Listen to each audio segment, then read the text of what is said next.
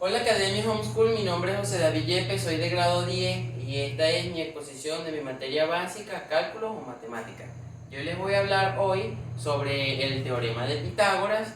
Vamos a repasar la biografía de Pitágoras, quién fue Pitágoras, sus inicios y sus comienzos, y vamos a estar resolviendo un ejercicio y explicando algunas cositas sobre el teorema de Pitágoras. Ok, empecemos con la biografía de Pitágoras. El padre de Pitágoras, primero que todo, era de Grecia y él fue un matemático y filosófico griego. El padre de Pitágoras se llamaba Nemarco o Nesarco, un mercader de Tiro, y su madre Pitaide, originaria de Samos, una isla en Jonia. La mayoría de los historiadores concuerdan en que su vida pública surge hacia el año 532 a.C., en tiempos de Polícrates, de Tarquinio, el soberbio. Ok, Pitágoras vivió los primeros años de su vida en Samos, la isla, y acompañó a su padre en muchos de sus viajes. Era ciertamente instruido, aprendió a tocar la lira, a escribir poesía también, a recitar a Homero, que era muy famoso en ese entonces por las obras de la Ilíada, la Odisea. Es posible que su padre lo llevara a Tiro y allí recibiría instrucción de caldeos y de hombres instruidos de Siria. Entre sus profesores se menciona a tres, filósofos, los cuales son Ferícedes de Ciros, a quienes a menudo se describe como el maestro de Pitágoras, Tales de Mileto y el pupilo de este. Ok, Anaximandro, según Jámblico, en su vida de Pitágoras, la edad, cuando enseñó Jámblico a Pitágoras, a la edad de 18 a 20 años. Ok, si bien Tales de Mileto ya debía ser un anciano en ese entonces, habría ejercido una fuerte impresión en el joven Pitágoras. Pitágoras admiraba mucho a Tales de Mileto, interesándolo por las matemáticas y la astronomía, y aconsejándole visitar Egipto para interiorizarse más sobre estas cuestiones. Anaximandro impartía las enseñanzas de Tales de Mileto, de tales lecturas, a las cuales asistió Pitágoras, y muchos de sus ideales y de sus ideas sobre geometría y cosmología influyeron en su propia visión. Ok, estamos viendo en este momento que Pitágoras se dejaba influenciar mucho por Tales de Mileto, Anaximandro, que eran grandes filósofos que tenían mucho recorrido, mucha experiencia en los temas y en el que él se estaba involucrando por las partes matemáticas, geométricas y entre otras. Ok, la ciudad de Crotona, en la Magna Grecia, área de influencia de Pitágoras y los pitagóricos, fue creencia común en la antigüedad, que Pitágoras emprendió largos viajes con el propósito de recopilar la información científica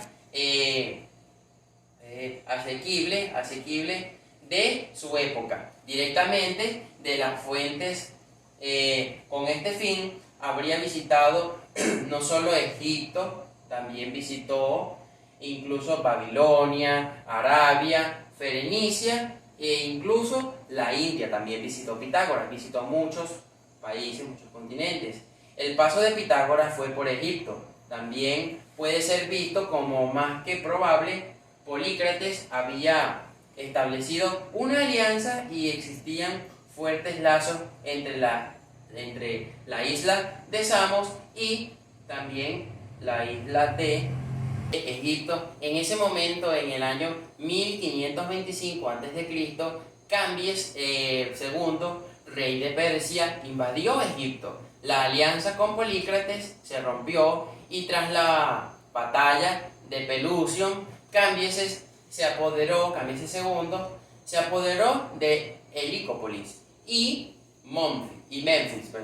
Según Jámblico, Pitágoras fue conducido a Babilonia como prisionero de guerra por los seguidores de Cambises. el de Cambises II.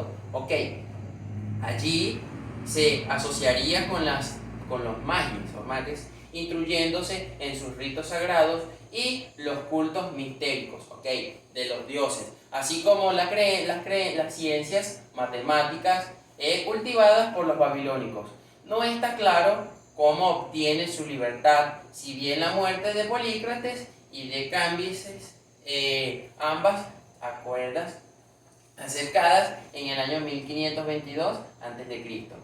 Ok, acabamos de mencionar también que Pitágoras tuvo como que, matemáticamente hablando, en el término de la matemática, tuvo como que dos tipos de instrucción. Tuvo la instrucción por parte de Tales de Mileto y sus otros tres instructores filósofos sobre la matemática. Ok,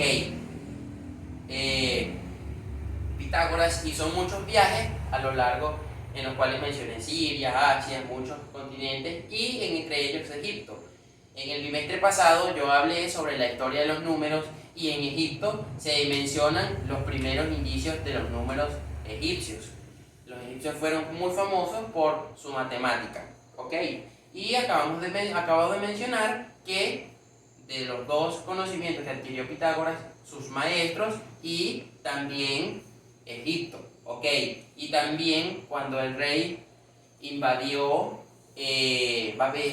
Egipto, Pitágoras fue instruido también por unos magos y ellos también le enseñaron mucho de la matemática y otras áreas más. Pasado, como dije al principio, sobre la biografía de Pitágoras, ahora vamos a aplicar la biografía de Pitágoras y los conocimientos empleados. Gracias a su esfuerzo, en años anteriores podemos aplicar para un ejercicio en este momento. ¿Okay? A continuación explicaré un poco sobre el teorema de Pitágoras. ¿Okay? Teorema de Pitágoras, aquí tenemos un pequeño ejercicio y vamos a hacer un breve ejemplo. Ok, repasemos. La hipotenusa. La hipotenusa es el lado más largo de un triángulo rectángulo. Como lo podemos ver aquí en este triángulo rectángulo, es el lado más largo. Y estos dos los llamamos catetos A. En este caso yo le puse cateto B y cateto A.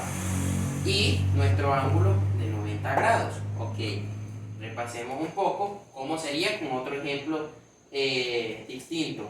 Por ejemplo, sería algo así, el triángulo rectángulo. Okay. ¿Cuál sería la hipotenusa? El lado más largo, en el que localizamos nuestro ángulo de 90 grados y la hipotenusa sería esta. Y aquí, el lado más largo de nuestro triángulo rectángulo, y entonces esto sería cateto A, lo llamaremos así, cateto A y cateto B, como podemos ver. Ok, ahora vamos a resolver el siguiente ejercicio. Listo. Entonces, vemos el siguiente problema. Vemos el triángulo rectángulo que su cateto B mide 4 centímetros, el cateto 3 mide 3 centímetros, tiene su ángulo de 90 grados y el cateto C, o la hipotenusa, perdón, mide 5 centímetros. Ok, vamos a aplicar la fórmula del teorema de Pitágoras que dice que C al cuadrado es igual a B al cuadrado más A al cuadrado. Ok, entonces, luego de hacer eso, esta es la fórmula del teorema de Pitágoras. Pongámosle representando f de fórmula y del teorema de Pitágoras. Ok. Ahora, ¿qué hacemos? Sustituimos letras por números. Ok, entonces en este caso sería 5 al cuadrado es igual a 2, que sería el B, que sería 4 al cuadrado, más, sería el cateto A, 3 al cuadrado. Ok, ¿qué haremos aquí? Aquí explicaré de la siguiente manera. 5 al cuadrado es lo mismo que 5 por 5, que sería 25. 4 al cuadrado sería lo mismo que 4 por 4, que nos daría 16, y 3 por 2, que nos daría 9. Ok, entonces hagamos la siguiente multiplicación y suma. Ok, 5 al cuadrado es 5 por 5, que nos daría 25, igual a 4 al cuadrado, que sería igual a 4 por 4, que nos daría 16. Ok, y 3 al cuadrado, que sería lo mismo que 3 por 3, que sería 9, más 9. Ok, aquí convertimos a la siguiente suma, en la que ponemos nuestro número 25 del 5 por 5, del 5 al cuadrado, ok, y sumamos que 16 más 9 nos da 25, ok,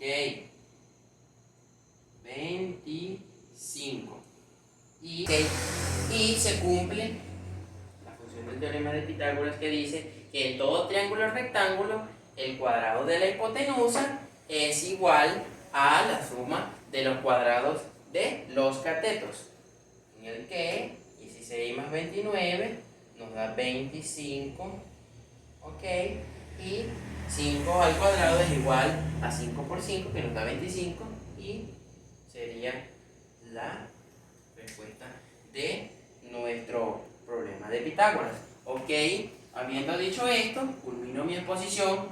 Muchas gracias por su valiosa atención.